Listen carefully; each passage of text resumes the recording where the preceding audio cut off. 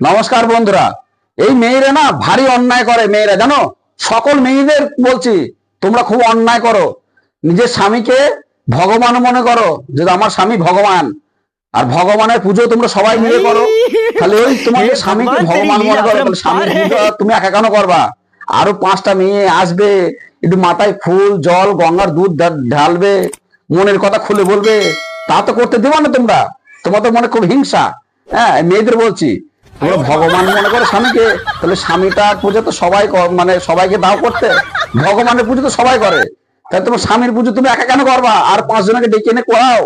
তোমার স্বামীর মাথায় দুধ দিক, গঙ্গার জল দিক, বেল পাতা দিক, তা তো দিবা না। মেয়েরা হচ্ছে বিশাল হিংসা, মেয়েদের মনে খুবই হিংসা। ওর স্বামীকে শুধু একাই নেবে, আর 10 জন দেবে না বিলিয়ে।